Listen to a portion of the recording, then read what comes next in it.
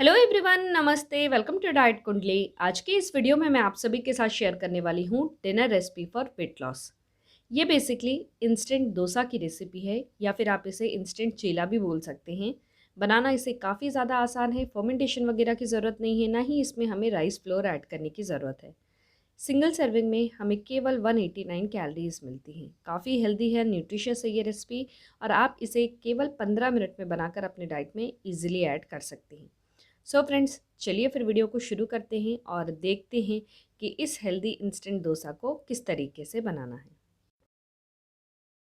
So friends, आज के इस वीडियो में मैं आप सभी के साथ शेयर करने वाली हूँ इंस्टेंट वेजिटेबल डोसा की रेसिपी। तो चलिए देखते हैं इसे बनाने के लिए कौन कौन से इंग्रेडिएंट की ज़रूरत पड़ेगी। सबसे पहले तो मैं यहाँ पे ले रही हूँ शिमला मिर्च। मैंने आधा शिमला मिर्च लिया है 40 ग्राम्स का, और उसे वॉश करके छोटे छोटे टुकड़ों में मैंने कट कर लिया है। और अगर मैं अभी आपको स्पून से बताऊँ तो करीब हमें नियरली 3 से लेके 3.5 चम्मच के आसपास का शिमला मिर्च जो है ये इसमें ऐड करना पड़ेगा। इसके साथ जो नेक्स्ट इंग्रेडिएंट मैं यहाँ पे ले रही हूँ ये है प्याज, और साथ में मैंने हरी मिर्च को भी चॉप किया है। हरी मिर्च मैंने एक लिया है, और प्याज जो है ये मैंने 40 ग्राम्स का लिया है। स्पून से बताऊँ तो करीब हमें 3 चम्मच के आसपास का प्याज चाहिए। साथ में यहाँ अगर आप देख रहे हैं तो ये है कैबेज। कैबेज मैंने 100 ग्राम का लिया है फ्रेंड्स। कैबेज को अच्छे से वॉश करके छोटे छोटे टुकड़ों में मैंने कट किया है। और अगर आप देख रहे हैं ना तो सब्जियां बहुत फाइनली चॉप्ड है, वो इसलिए बिकॉज मैंने चॉपर में सब्जियों को कट किया है। तो ये ध्यान रखिएगा कि इस इंस्टेंट डोसा के लिए हमें सब्जियां एकदम फाइनली चाहिए। तो अगर आपके पास चॉपर नहीं है तो आप जो चाकू से इसको जितना पतला काट सकेंगे उतना अच्छा रहेगा। सो स्पून से अगर बताऊँ तो करीब मैंने 10 चम्मच के आसपास का कैबेज जो है ये लिया है। इसके साथ में धनिया पत्ती आपको अपने टेस्ट के हिसाब से ऐड करना है। मैंने करीब 3 चम्मच के आसपास का धनिया पत्ती ऐड किया है। साथ में जो नेक्स्ट इंग्रेडिएंट अब हम लेंगे, ये जो इंग्रेडिएंट रहेगा ये सब्जियों को बाइंड करने के लिए, डोसा बनाने के लिए। तो ये है बेसन। बेसन में यहाँ पे 1/4 कप का ले रही हूँ, 25 ग्राम है इसका वज़न। ये ध्यान रखिएगा कि बेसन की क्वांटिटी अगर आप बढ़ाते जाएंगे तो उससे इस रेसिपी में कैलोरीज और कार्बोहाइड्रेट बढ़ जाएंगे। तो अगर आप चाह रहे हैं कि इस रेसिपी को एक लो कार्ब बनाना है तो उस मोमेंट पे आपको बेसन की क्वांटिटी को लिमिटेड रखना ज़रूरी है। सो मैंने करीब 25 ग्राम लिया है, आप चाहें तो 30 ग्राम तक भी बेसन को इसमें ऐड कर सकते हैं। साथ में मैं यहाँ पे आधा चम्मच का अदरक लहसुन का पेस्ट ऐड कर रही हूँ। ऊपर से अभी थोड़ा सा नमक अपने स्वाद के अनुसार ऐड कर लीजिए।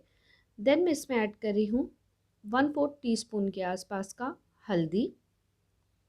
साथ में थोड़ा सा अभी हमें इसमें ऐड करना है गरम मसाला, या फिर आप धनिया पाउडर भी इसमें ऐड कर सकते हैं। जीरा अपने स्वाद के अनुसार ऐड कर लीजिए, मैंने हाफ़ टी स्पून ऐड किया है। और एट लास्ट हमें हींग ऐड करना है। हींग कंपलसरी डालिएगा फ्रेंड्स। और इन सारे इंग्रेडिएंट्स को हमें अच्छे से मिक्स करना है। सबसे पहले तो इसे आप प्रॉपरली मिक्स करिएगा। स्पून से अच्छे से मिक्स नहीं हो पाएगा तो हाथ से मिक्स करना काफ़ी अच्छा रहेगा, बिकॉज सब्जियों को मसल मसल के मिक्स करना है। सब्जियों के अंदर पानी बहुत रहता है, तो सब स्टार्टिंग में ही आप इसमें पानी बिल्कुल भी मत ऐड करिएगा। पहले तो सब्जियों को करीब 2 से लेकर 3 मिनट तक अच्छे से मिक्स करिए। एंड देन इसके बाद मैंने इसमें करीब 6 चम्मच के आसपास का पानी ऐड किया था। बहुत ज़्यादा पानी अगर आप ऐड करेंगे तो ये ध्यान रखिएगा कि इससे डोसा जो है ये प्रॉपरली बनेगा नहीं। तो पानी की क्वांटिटी काफ़ी लिमिटेड रखनी है। कंसिस्टेंसी जो होगी ना इस बैटर की, देख लीजिए ऐसी होनी चाहिए। हाँ, पानी यहाँ पर अगर आप देख रहे हैं तो बहुत ही कम ऐड किया है मैंने। इस तरीके से इसका बैटर जो है हमें रेडी कर लेना है। अब यहाँ पे मैंने पैन को ग्रीस कर लिया है थोड़ा सा तेल लगाकर, और इसे अच्छे से मैंने गरम कर लिया है। और ये जो पूरा का पूरा मिक्सचर आप देख रहे हैं ना, ये अभी हमें पैन में स्प्रेड करना है। तो देखिए मैंने किस तरीके से इसे स्प्रेड किया है। और इसके बाद हमें इसको एक राउंड सा शेप देना है। जस्ट आपको कॉर्नर्स जो है ये थोड़े से प्रेस करने हैं, उससे इसका एक राउंड सा प्रॉपर सा शेप आ जाता है। ऊपर से मैंने इसमें 1 टीस्पून का ऑयल ऐड किया है।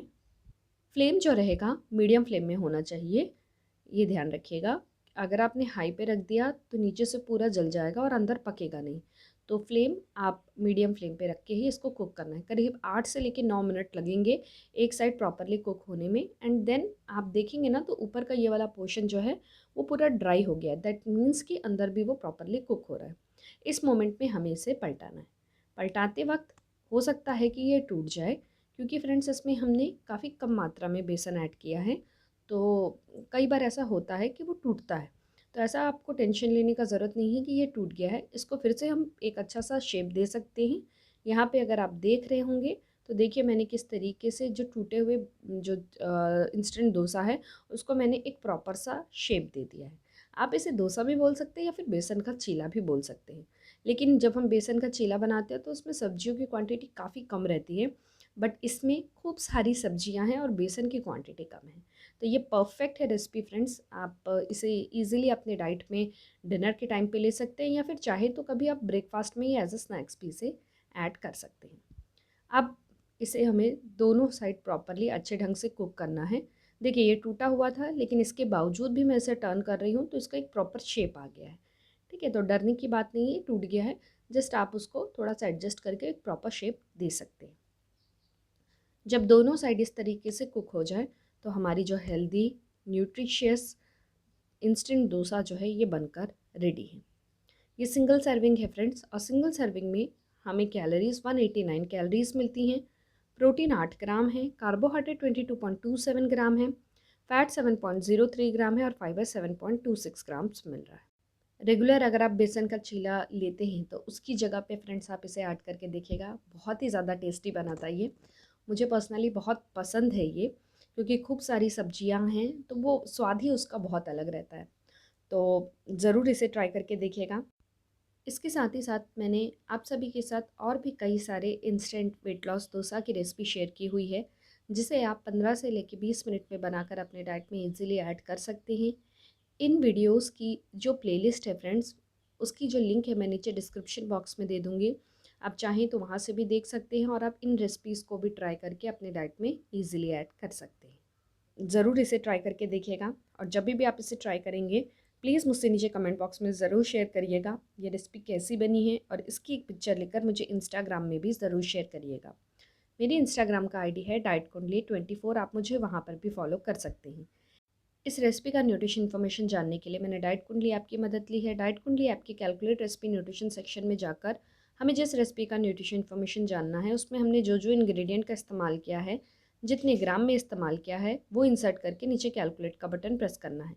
जैसे उसे प्रेस करेंगे हमें उस रेसिपी में कितनी calories, proteins, fats, essential vitamin and minerals मिल रहे हैं, इन सब की जानकारी काफ़ी आसानी से पता चल जाती है।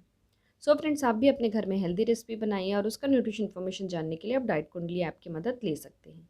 आई होप आप सभी को मेरा ये आज का वीडियो पसंद आया होगा। वीडियो अगर अच्छा लगा हो तो वीडियो को लाइक ज़रूर करिएगा, चैनल को सब्सक्राइब करिएगा और इस वीडियो को अपने फ्रेंड्स और रिलेटिव सबके साथ शेयर भी ज़रूर करिएगा।